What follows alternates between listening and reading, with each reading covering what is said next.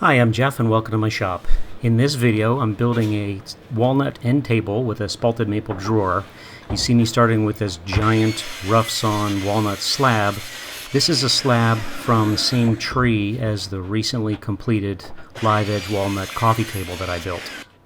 This is a companion table that's going to go in the same room, and while it's a completely different style, the matching wood from the same tree and the matching drawer faces actually from the same board is really designed to bring them all together. So I'm now splitting this board in half, and then I will flatten these two pieces on the planer. And these now get glued together to become the stock for the legs.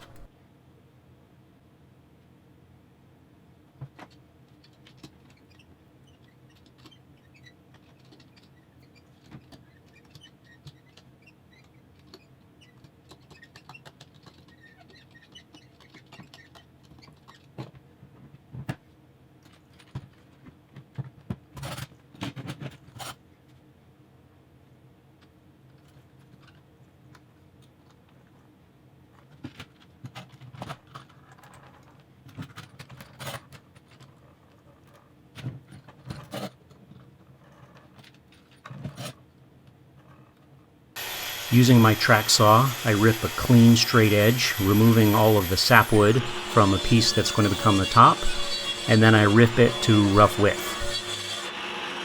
After cleaning an edge at the jointer, I then rip the table legs to width.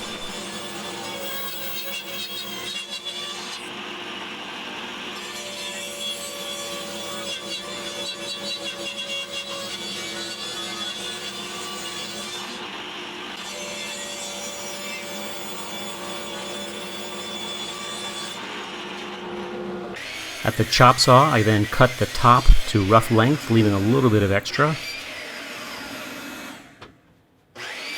These two pieces were then flattened using a planer sled on the planer before I glued them up into the top.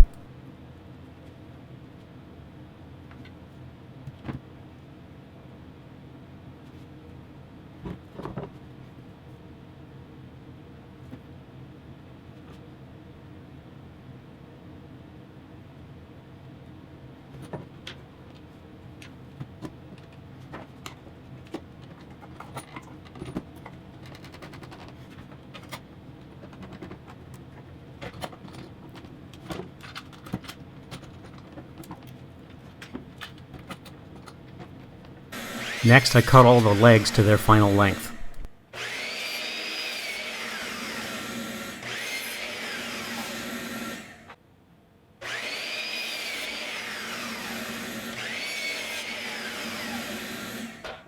At the table saw, I cut the top to width. I did this in two passes, taking a little bit off of each side to keep it symmetrical.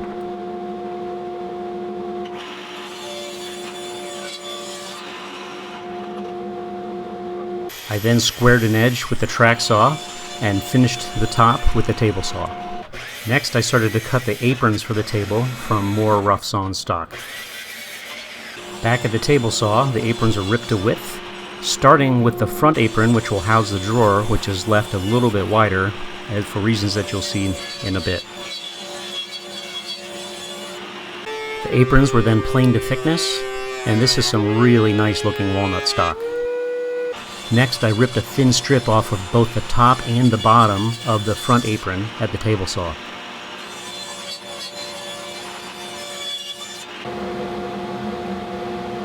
I ripped the drawer front to width. With the pieces of the front apron taped back together, they are cross-cut to width at the chop saw.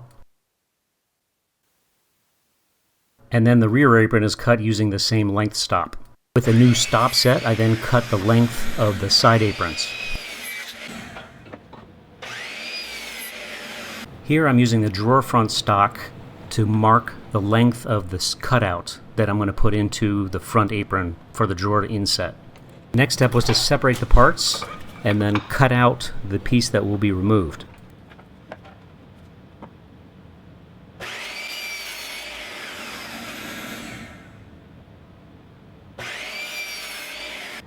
Next, this front apron / drawer face is glued up together, and by doing it with this method, we get continuous grain all the way across. It looks like there's just a magical hole in that piece of wood. When this piece was originally ripped on the table saw, I accommodated for the two saw kerfs, such that when this is done being glued up, the width matches that of the other aprons.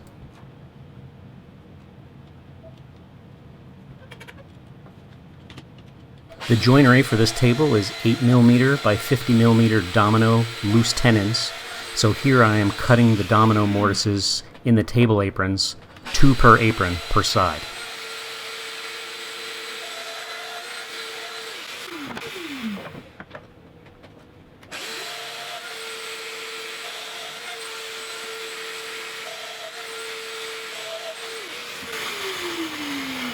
I then changed the depth setting on the Domino by approximately 2mm. This will have the legs sit slightly proud of the aprons to leave a nice shadow line.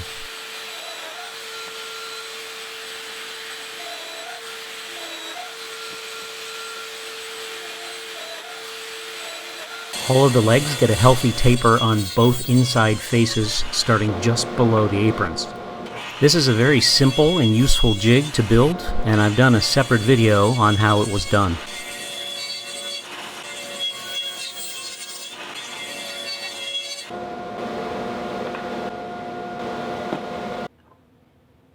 Here I'm marking for the location for the Domino joinery for these drawer runners. A single Domino tenon for each of these runners is going to be plenty strong.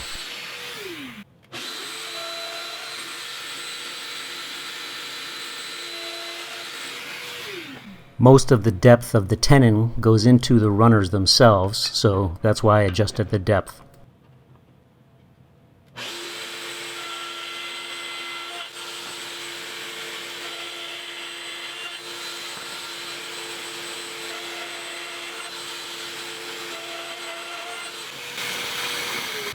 The legs get a little bit of cleanup with a hand plane over at the bench.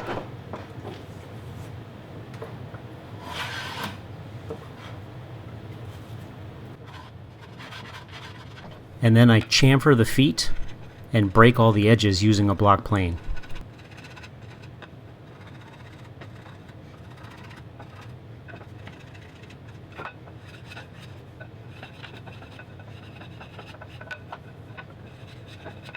A little bit of sanding. Okay, well, a lot of sanding, but it'll only make you watch a little. And then it was time for glue up. This was done in 2 sessions. In this first session here, I started by gluing the front and the back panels.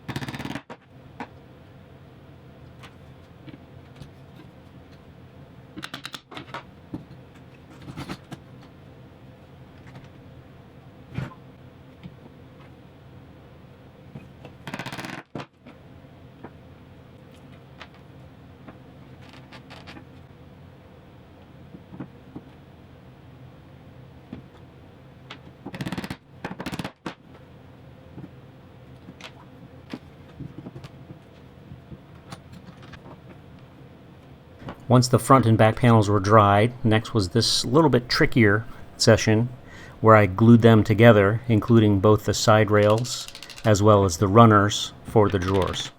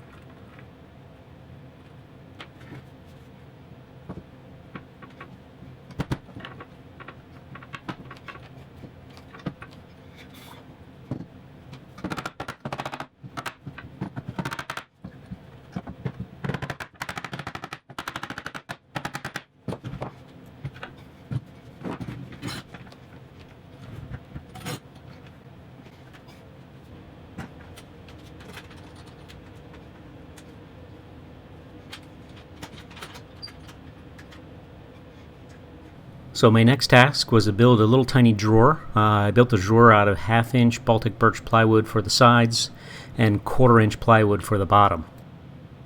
In the interest of trying to keep this video length reasonable, I left the cutting of these and the cutting of the slots for the bottom out of this video. But if you go and watch the video on the making of my walnut live edge coffee table, you'll see the process is very similar to what I did there.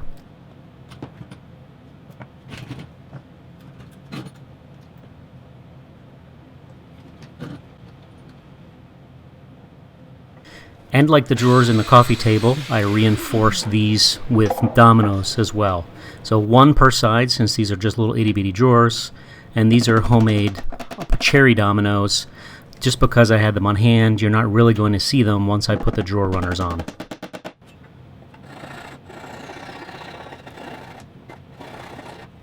The top needed a little bit of flattening with a hand plane.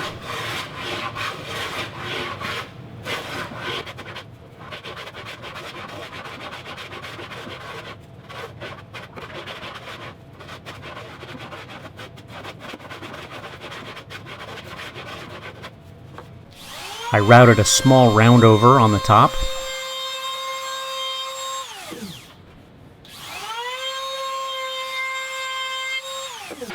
I sanded through 320 grit, just like I had done with all the parts of the base before assembly.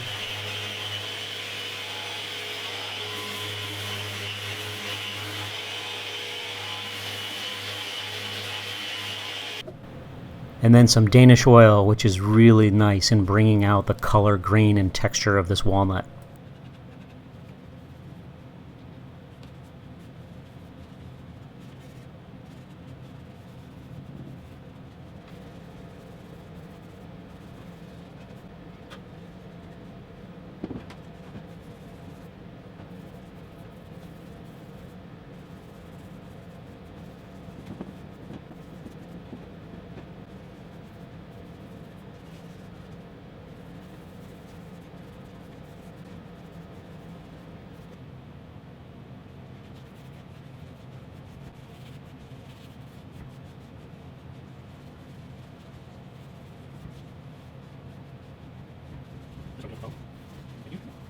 This is always one of my favorite parts of most projects.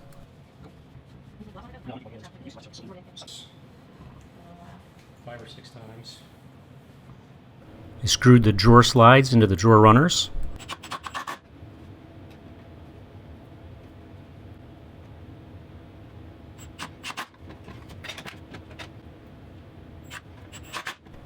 And then onto the drawers.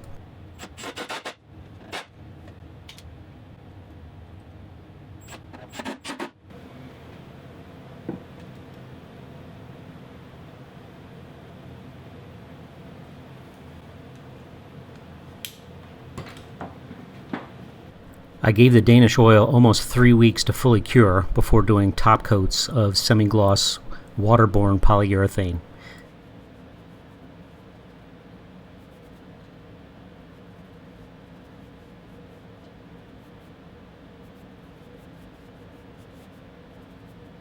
I gave the base 3 coats, sanding lightly in between with 320 grit.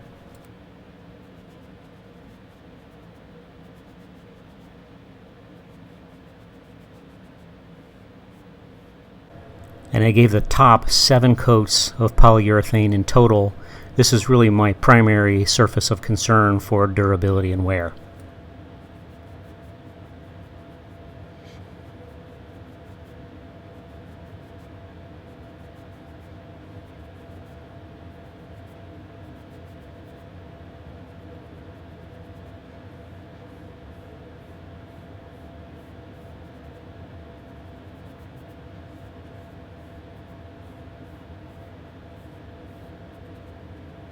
Drilled a 1/2-inch hole in the center of the drawer face for the knob.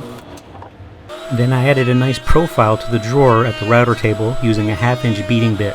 I did this in multiple passes, taking off just a whisper on this final pass. I then turned a nice little knob out of walnut over at the lathe.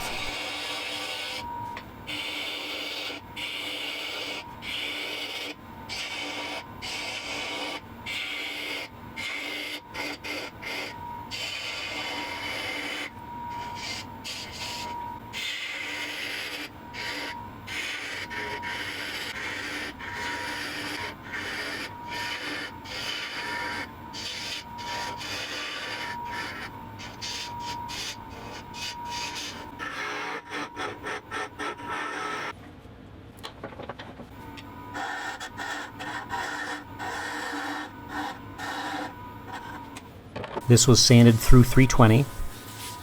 Received 2 coats of shellac sanded in between.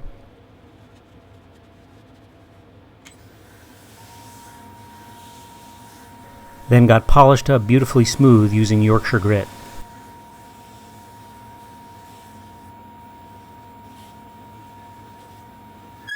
And was finally parted off.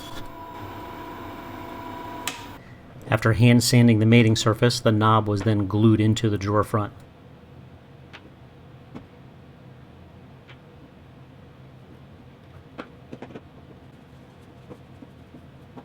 The drawer front's temporarily put in place with hot glue, using some business cards as spacers, then permanently attached from the inside using some screws. I decided to attach the top using figure-8 tabletop fasteners, starting by drilling a mortise and then chiseling out the non-circular parts. These are screwed into the base and to the top and allow a little bit of wood movement. You don't want quite that much wiggle.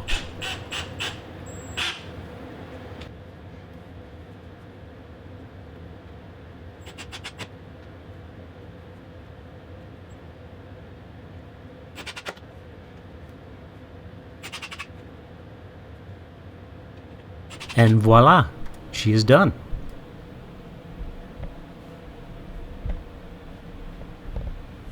Thank you for watching. Please feel free to subscribe, hit the notification button, like, comment, all that good stuff. See you next time.